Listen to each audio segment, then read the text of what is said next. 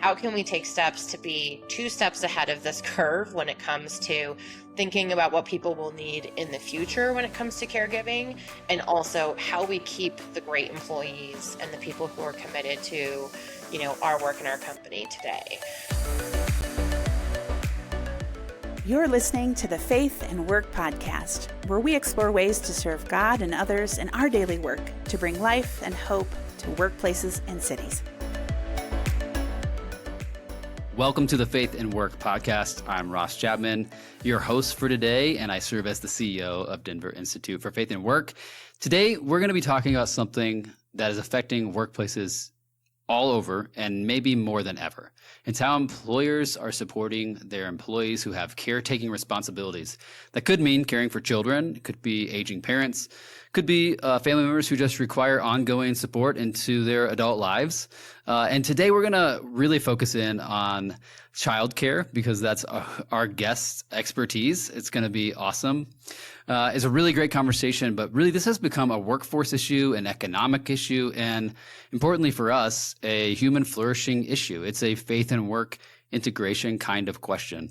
So today's episode sets up the 10th annual Business for the Common Good conference because we have a speaker who's going to be there on Friday, March 6th, who's going to be sharing with you today about this conversation related to what does it look like for employers to take care of their employees who take care of others. And so the Business for the Common Good event, if you haven't been, I'd love to invite you to attend, especially if you're listening in from the Front Range, but really anywhere. We'd love for you to come spend that Friday with us and hang out in Denver. It's a space where businesses really get a chance to learn from each other and wrestle with these kind of questions. What does it look like to really see the vision that God has for business, and how does it actually play out? And we think this is one of the ways when we start thinking about employees with caretaking responsibilities. So our guest today is Nicole Riehl. Let me tell you a little bit about her. She is the president and CEO of Executives Partnering to Invest in Children, also known as EPIC. Pretty cool name. They're nationally recognized as a leader on childcare solutions for the workforce. And she has a lot of honors already here in the Denver area. She has been named by the Denver Business Journal among the outstanding women in business in 2022. And then in Colorado Biz Magazine, she's been named a top 5 young professional. She is been awarded by Colorado Women's Chamber of Commerce for the top 25 most powerful women in business. She's awesome. She's really amazing, and she loves Jesus, and she's really thinking about how do these conversations come together. Really excited for you to meet Nicole, and I hope you get a chance to meet her in person. So Nicole, welcome to the Faith and Work podcast. Thanks for having me, Ross. I appreciate it. Excited to dive into this conversation with you. Well, we know it's important to you, obviously from all the work that you've done, but before we start exploring more like the workplace dynamics, can you just start what is EPIC? I think it's a cool acronym. Tell us kind of how it started, what you guys do, and what that looks like today. It is such a cool acronym. I find so many ways to build that into puns on a daily basis. But EPIC is Executives Partnering to Invest in Children, and we are a nonprofit founded and supported by the business community that addresses childcare challenges for the workforce. So 17 years ago, our founders, many of whom are entrepreneurs and highly successful business leaders of companies, recognized that investing in childcare and early education was good business. And it was an economic imperative from their perspective, both for the workforce of today and for the workforce of the future. So investing in early childhood education, excellent learning experiences is really investing in our future workforce and our future growth, global competitiveness, and investing in childcare solutions that help people participate in the workforce as they choose really supports the success of our American businesses, American families, and our broader economy.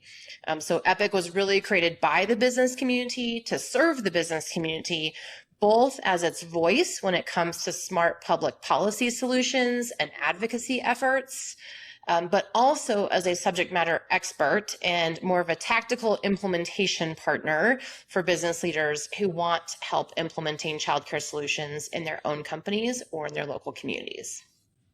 Wow, it's really, really cool to hear the story of business leaders are saying, hey, this is something that's important. We need to be more focused on it. We need better solutions.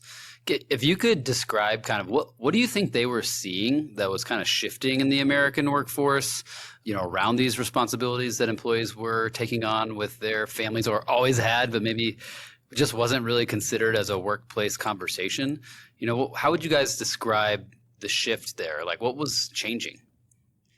Well, I think that group of business leaders who came together very wisely was recognizing that both children are our future, and it's really important that we continue to make sure that the education of our youngest children and our youngest citizens is really front and center to make sure that we continue to have a strong economy, strong business, strong country as a whole.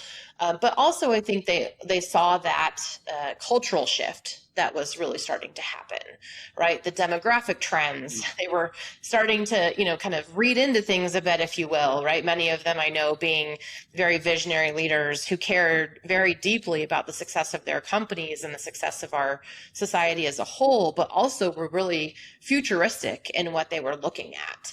And even 17 years ago said, hey, if we don't start to think about how we are supporting the education and the experiences and the learning of our youngest children and thinking about how we're supporting those working families, that was something that was really important to them. And I think they saw the trends that we are really all starting to talk about a lot more now today, right? Those cultural shifts that we've seen, the demographic shifts that we're all talking about now, the cost of living, right? All those things that I think are kind of top of the list for many podcasts and many partners across the country now. 17 years ago, those business leaders said, this is coming and we need to think about this.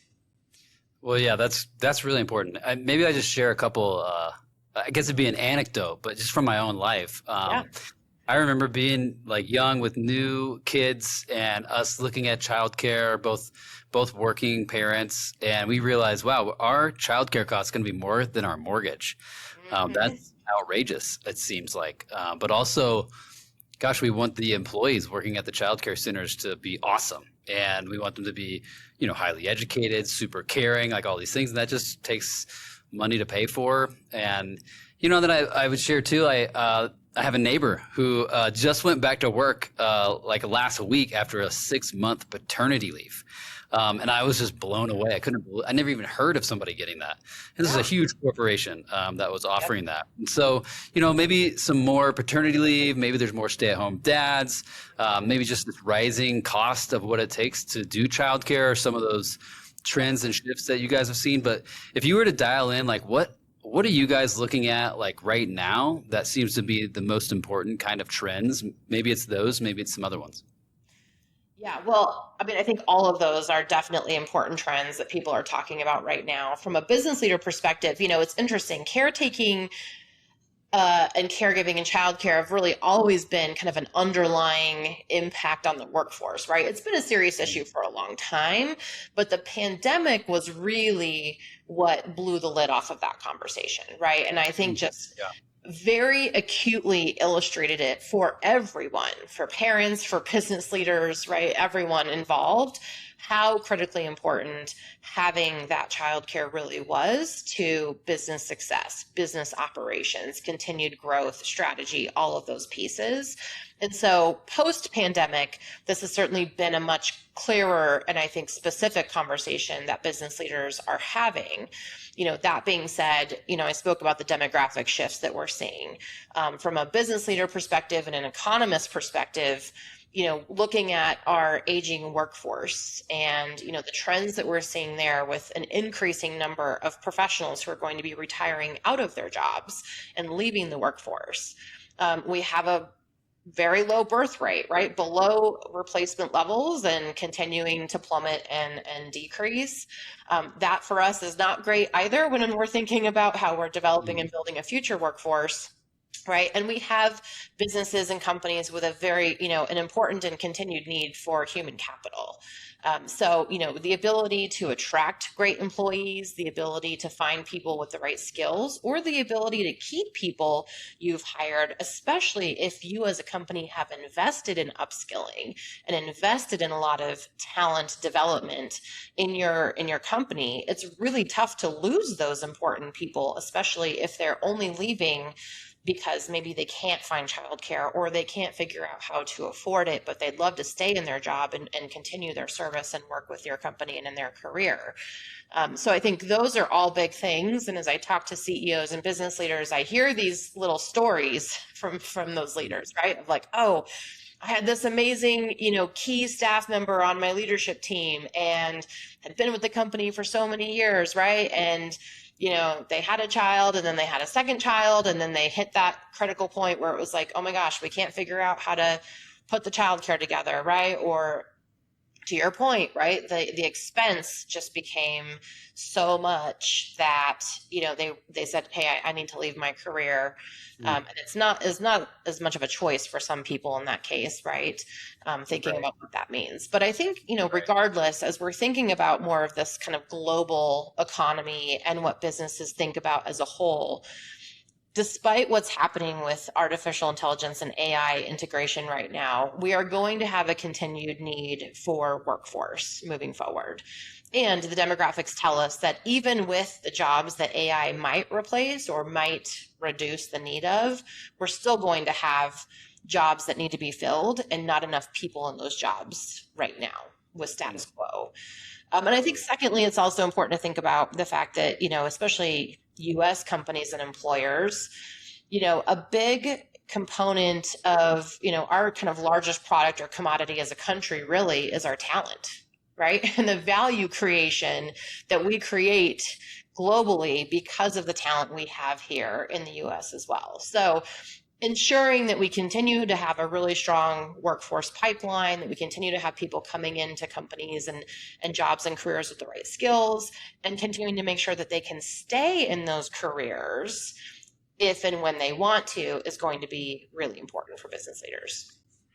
Well, I thanks for saying all of that. I have so many things I want to follow up with questions on or just comments. And, like I love you brought up AI, and yes, we're going to need to figure out a workforce future where human capital and AI interface well with one another and do so in a dignified way for workers. In fact, you're on a panel at Business for the Common Good coming up here at Denver Institute.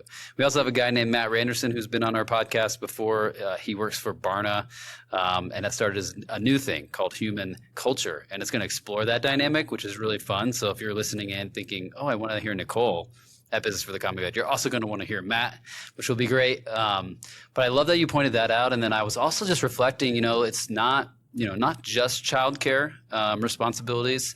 There are employees who are taking care of their elderly parents, and that's Gen X right now, increasingly millennials who will be doing that, and also kids at home. So the sandwich generation, and what does that look like? How's that going to work in the workplace? So you really framed it not just as this like family issue that's separate from our work lives, which is something that we at Denver Institute try to help people not do, right? We don't compartmentalize our life. We need to see people as, it's their whole lives. And I love that this is like leaning into all the data that says if an employee feels supported, they're more likely to contribute, be engaged, stay longer. Is that data that you see as well? And then also, have you seen business leaders really frame like employees feel supported as like, oh, like that's partly related to the caretaking responsibilities that they have at home? Yeah, absolutely. I mean, you mentioned the sandwich generation concept, right? And I was at a conference recently and someone said, forget the sandwich generation. This is the panini generation. Like we are getting like, there's heat and pressure from both sides And it's a lot to contend with sometimes, right? And it's, I think we'd be foolish to think that someone could be successful in their career and have it not impact their productivity, their happiness as an employee, right? Maybe their longevity with that company if they were dealing with pressures and stressors around childcare or helping their elder parents or someone else, access care and make sure that they were taken care of as well. So, I mean, this is something that, is really impacting the ecosystem of our workforce as a whole. And I think we'll continue to. Our culture, I think, has made it easier for people to talk about these things and be more open with them, and think about, what does that mean in terms of my company and how I feel supported in my own career and the work around me. But, we work with a lot of companies. We've worked with, over 60 employers at this point who employ over 150,000 employees. So we can see a lot of pattern recognition across the data that we see from employee surveys and the work that we do with employers. And certainly I can tell you a couple of things. Now, if employers are looking at, shareholder returns in 6 months, making an investment in caregiving and childcare probably isn't going to show up in your shareholder returns in 6 months, right? But a lot of these business leaders and CEOs, right, they are visionaries, right? They want to set their companies up for success. The board wants to do that. Of course, they want to make sure there's value coming back to shareholders or whomever their stakeholders are. And companies that are really focusing on how do we make sure that we are a destination employer, right? How do we make sure that in our industry, we are seen as leaders, we are seen as trendsetters, we are seen as a supportive organization and an organization that someone wants to come work for. And in those cases, caregiving benefits, childcare, right? Whether maybe it's on-site childcare, maybe it's a stipend to help pay for childcare, or maybe it's concierge services and helping families find and navigate caregiving solutions. And that goes also for caregiving solutions for aging parents or dependent adults. Companies that implement those benefits do see substantial increases in both their ability to attract employees, oftentimes having a 2-fold or 3-fold increase in applicants for jobs, sometimes even having people seek them out for roles, and oftentimes roles that are very hard to fill, right, or high demand roles. Or in some cases, seeing their retention just go up tremendously because people are not leaving their jobs, right? They're sticking with that company, they're sticking with that role in that career path, because of course it's working well for them from a job perspective, but it's also working well for them from a family and a personal perspective as well. So, those employers that we see, we see that people are saying very much we need this, and it's only something that about 13% of employers actually collect data on right now, right? They're oftentimes relying on that information to kind of come up through the chain, if you will. And I don't know, Ross, if you have childcare issues, are you going to share with your supervisor that you have those challenges? Yeah, probably not. Probably not, right? Because you're going to be worried about getting passed up for the next promotion or whatever it is. And so I think companies that take the time to understand what the real needs and what the real stressors are, and then make investments in those types of solutions, see a very large return on investment, right? There's been studies that have shown us, that they get upwards of 400% sometimes of ROI in these investments across productivity, engagement, right? Brand value, retention, all those things.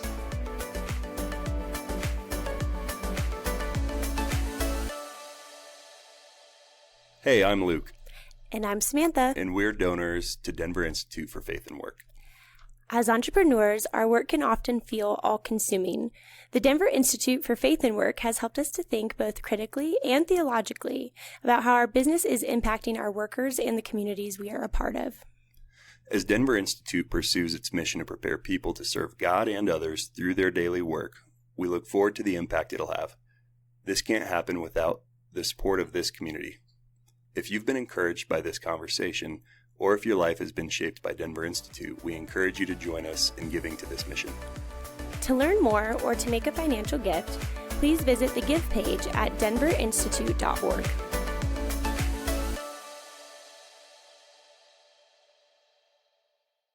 Well, that's really good. It was just, you're basically laying out the cost-benefit analysis, and it sounds like to me just the long-term benefit for the short-term cost, it's pretty easy to weigh.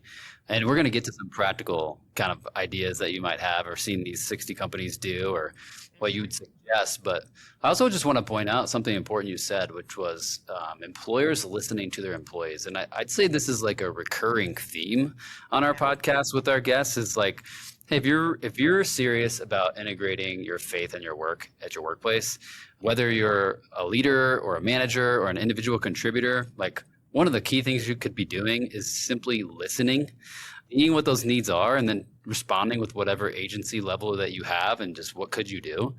So I love that you said that. That was really important. Okay, so for all the people thinking, okay, yes, long-term cost, long-term benefit outweighs the short-term cost, but like what is the short-term cost and what ideas are we actually talking about? Well, I would say one of the reasons why companies and business leaders sometimes haven't done much in this space is because it can be very daunting, right? It can be something they're like, okay, this is not my day-to-day business. I know zero about childcare or caregiving benefits, right? I don't even know where to start. And so that has been something that Epic has set out to do. When the business leaders that we work with said, hey, we recognize this is an issue, but we don't know how to do this. We need some help. That is what we've been working on with our business community. So a couple of things, I think I mentioned just asking about it, right? And I think important to ask about this in the context of more kind of formalized surveys, but they need to be anonymous surveys. Right? Because people will be more honest if it's anonymous and they feel like it can't be attributed back to them or their role, and perhaps put them at risk in some way, shape, or form, because that is, definitely a dynamic that still exists out there. Kind of perceived or real risk. Absolutely. Right. I mean, there's absolutely still some bias here. Right. And I always say, like, business leaders can do big things, they can do small things, but everyone should be doing something to address caregiving in your workplace. So you can start by asking, right? And just understand the needs, right? And you can, you can say like, hey, we're not committing to anything at this point, right? We are simply setting out to understand what the biggest stressors and concerns and needs are on the minds of our employees and our team members. And I think just authentically asking about that is a great place to start. I think secondly, thinking about flexibility in your work environment, how do you normalize some of these caregiving challenges, right? I was on a Zoom one time with a couple of male executives, and one of, like we've all seen this, right? Like a couple of kids broke into his office behind him, his door open. He was like, oh my gosh, like, I'm so sorry. And this is post-pandemic, where, I think we had like seen a lot more of that. And I said, here's a quick tip, right? Like, don't apologize, normalize, right? Take those as opportunities to, to demonstrate for other leaders you might be on the phone with or on the Zoom meeting with, right? Or other employees in your company, that having caregiving needs in your own home is normal, right? That's something that we all deal with. So thinking about what that means culturally for companies, right? And how you embed that into training so that maybe you have middle managers doing performance reviews and there's a real chance that there's some bias that might exist, for people who, for example, maybe don't have children, right? And, could perceive someone having childcare issues or even talking about that as something really negative. And so setting those expectations, setting that tone culturally is important. And then there are lots of other things that we see companies do, right? From, providing stipends to help people afford the cost of care to actually creating more supply, right? I mean, I think it really depends on the employer and the employees and the organization and the community around them and kind of what all those more nuanced circumstances look like. But there's lots of ways to tackle that. And, we have some great resources that we've developed that can help employers with that too. Yeah, we'll certainly point people to those resources in the show notes and talk about them in a little bit. I'm also curious, just thinking about some of the constraints different workplaces have for their workforce. Like, let's say you've got a workforce that has to be on certain hours, on location, or maybe they're driving a vehicle somewhere and there just really isn't a lot of flexibility possible. What have you seen a company like that do that's really been helpful, actually? Yeah, again, I think the solutions really depend on the workforce and the more nuanced circumstances. But we have seen, employers that have folks who work in, for example, factories or manufacturing facilities where they need to show up, right? And it's important that a manufacturing or an assembly operation continues to run. Shutting that down is very costly for a company. And so we've had some who have opened on-site backup childcare for their employees and their workforce, right? So again, listening to them and understanding that in most cases, people kind of had these regular childcare situations or caregivers set up, maybe informally or formally. But oftentimes, when those things fell through, they were calling out, right? And it was like really creating chaos in making sure that operations continued to run. So just offering kind of a small backup care solution on site really solved that pain point for a lot of people. In another employer we worked with, they found out that affordability was really a big challenge, right? And that, kind of the wage brackets that a majority of their workforce were in kind of made it so that they couldn't qualify for subsidy programs, but they also really couldn't pay the true cost of care in the market. And so providing that stipend really kind of helped fill in a gap for their workforce and provide a solution. And then other employers where they were expanding large operations and had, really important and kind of big on-site operations. They needed to make sure people could show up for work, and they had like zero childcare supply in the area, right? Pretty easy to figure out. People aren't going to be able to apply for your jobs or show up to work if they have young kids and there's no childcare supply in the area. And so in some of those cases, they have sought to, to build childcare either on-site or near site in partnerships, with other community partners, other organizations. We've seen churches step into the mix on those conversations, right? Which I think is awesome. It's so amazing to see, churches kind of live into their mission in that way and think about utilizing those buildings that, that have been provided for those purposes and the mission-driven purposes and, used for childcare during the week. Oh, I love that you said everything you just said there. And just to reflect back for our audience, what I heard was there are creative solutions if you're willing to listen to your employees. But there's no easy answers. There's no simple solution or something that works in every workplace context. And so it is really dependent on the company saying, hey, we're going to be committed to doing something because we see a need here. And I want to keep tying this back to this conference that we do called Business for the Common Good. We do it every year. If you're in the Front Range, certainly make time to get in this room. It's like the best day of the year. A few hundred people excited for it.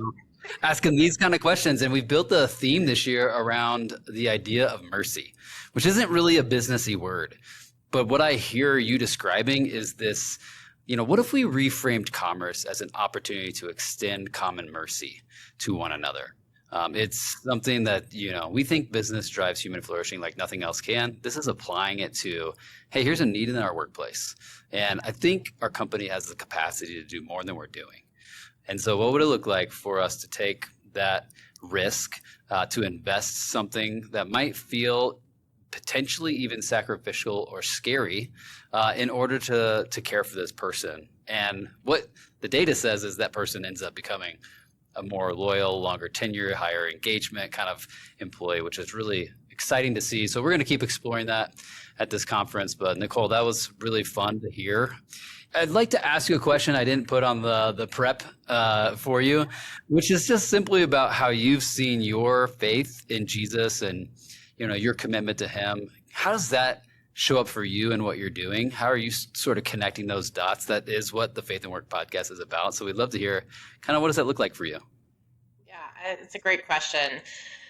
Well, I've had a relationship with Jesus since I was a young child. So I've definitely, seen faith kind of integrated throughout my life, and have certainly tried to think about that role first and foremost as I do, all of my work.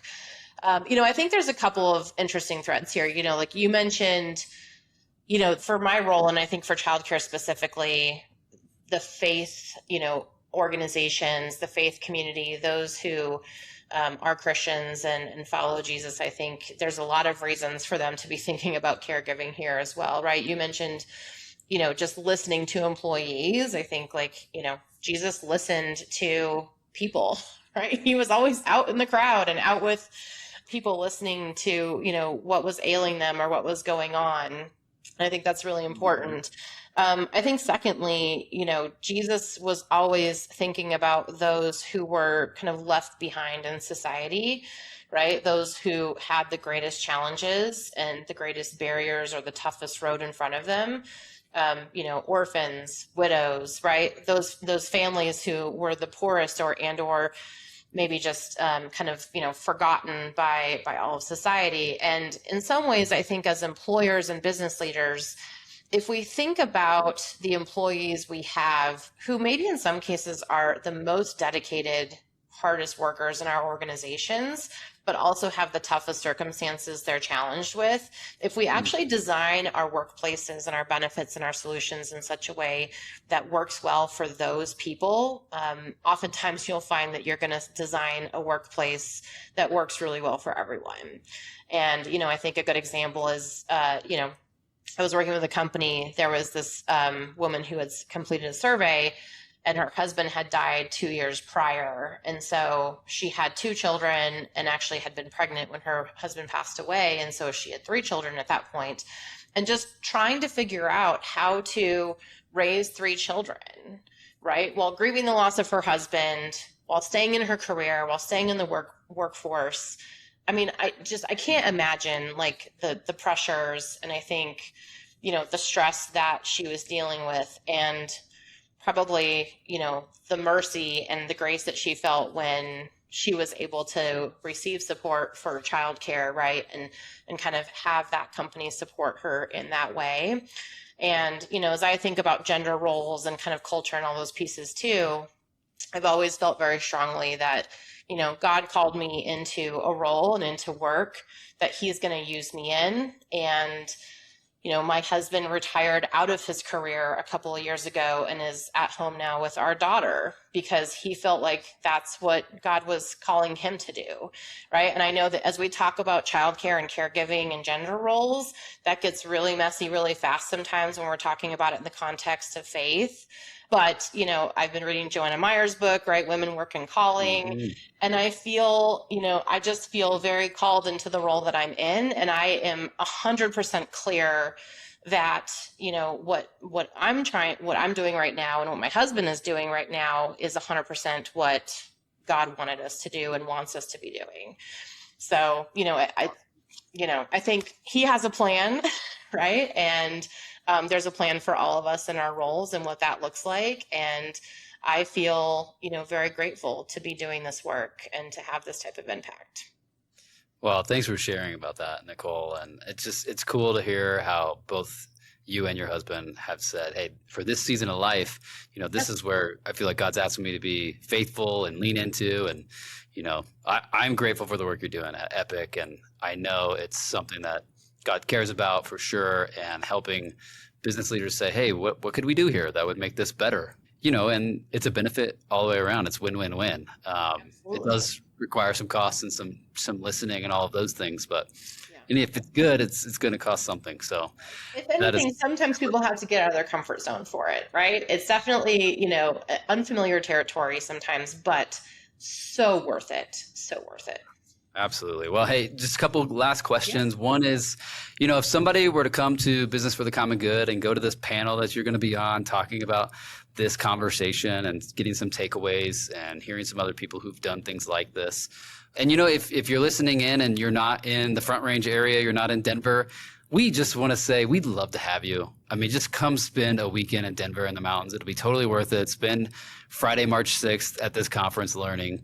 But Nicole, if they were to come and listen to you, what do you hope that leaders would take away from that conversation? What do you want to see happening if people are connecting in the hallway afterwards and they're in hiring or they're leading a company? What are you hoping the dialogue looks like there? Well, I hope that we can absolutely inspire business leaders to think about this more, right? We're going to dig into that dialogue and that discussion I know I'm going to be bringing lots of real life examples and data with me from employers we've worked with and from work that's happening across the country. And I know, the panelists that are joining me and the moderator who's joining me are all phenomenal. So it's going to be great. Super excited for that. I think also it's important that people feel like they have really, clear next steps, right? Okay, great. I'm inspired. I'm excited. What do I do next? And so we'll share some of those, but I'll give you a sneak peek today at one of them, which is called the Employer Childcare Navigator. So it's employerchildcarenavigator.org. And it's a free website. We're not going to ask you for any money on that website. We worked on this website with the U.S. Chamber of Commerce Foundation. So national leaders who work very closely with the business and chamber community, who also care about caregiving challenges for the workforce and childcare. It's a great website to just help you if you're just starting to explore this idea, think about what might be right for your workforce, think about the types of childcare solutions you might want to implement. The website has all of that on there for free, a really easy assessment, a vendor directory, lots of great free templates, surveys, right? We talked about a survey. There's a survey template on there, lots of good information. So please, I want people to walk away feeling like they're inspired to do something about this and that they have very clear next steps on how to do that because, you got to get through the messy to get to the great. That's Jessie Cole from the Savannah Bananas. Great reference. Love it. Fantastic. But it's true, right? Sometimes it can be messy in the journey. But in the work that we do with employers, we try to make that as easy as possible as well. So. Well, that's great. That sounds like the first step if you're listening in and you're a business leader thinking about what could we do, go to employerchildcarenavigator.org and take a step. That is awesome. Well, Nicole, hey, one of the last things we like to ask our guests to do is just offer some encouragement. And I want to frame that encouragement not to the business leader who we've been talking to mostly in this conversation, but to the employee who is taking on this challenge of care and work. What would you say to encourage them? Well, I've been doing this work for quite some time, both working in the private sector with the business community and working in childcare and kind of the early education side of things. And I will say, the momentum that I feel around this topic, around this conversation, and certainly when it comes to the interest that we see from employers in addressing this need is exponentially growing. I think employers that are serious about their long-term competitiveness, their growth, their longevity are absolutely thinking about this and thinking about how can we take steps to be 2 steps ahead of this curve when it comes to thinking about what people will need in the future when it comes to caregiving, and also how we keep the great employees and the people who are committed to, our work in our company today. So I would say take heart in that. I think there are amazing business leaders out there who do care very deeply about the people in their organizations, right? We've all heard the saying, like, culture eats strategy for breakfast. Mm-hmm. And it really is like people who are the secret sauce in organizations. And so, I think AI is a big buzz term right now, right? There's lots of things happening. Sentiment is kind of all over the place, right? I mean, it can be easy, I think, to kind of like feel the chaos around us and the uncertainty with AI or some of those big things and think, oh gosh, I really don't know what's happening or where we're going. But at the end of the day, you can't take the humans out of humanity, and you can't take the importance of people out of our business world and what that means. And I think thinking about caregiving and how we help people be the best version of themselves as parents, as caregivers, as Christians, as employees and employers is going to always be the thing that wins out in the end. So excited to see what's happening today and super excited to see what's going to continue to happen in the future here. Well, excellent. I mean, employees take heart, employers take heed. Nicole, thank you so much for being on the Faith and Work podcast with us. Thanks so much. Thanks, Ross. I appreciate it. Well, we are grateful for the work that Nicole and Epic are doing, helping us think more holistically about what it means to flourish in the workplace, especially if we believe that business is one of the greatest forces for human flourishing that we have. And so thank you, Nicole, for the work you're doing. If you're listening in, you might be wondering, what's my takeaway today? I think there were a lot of things you could grab onto. But building a workplace that supports caregiving isn't just a nice thing to do. It shouldn't be just charity if you're thinking about it from a cost-benefit analysis. It's really strategy. It's a strategy that says we want to be an employer who is a destination employer. In a time where people have more choices than ever about the kind of work that they do, you want to be the kind of workplace they would choose. And so we would just encourage you, build a workplace culture that reflects God's love and wisdom. It will anchor your talent. It will keep your talent engaged and hopefully a long-term benefit in that. But most importantly, it's just a way that we can love and serve people in our workplaces. If you are a church leader or you're involved in a committee at your church where you're navigating how should we be using our church space or land, oftentimes over the last couple of years, we've talked about the opportunity for churches to use their land for building affordable housing. That's an issue in almost every city across our country.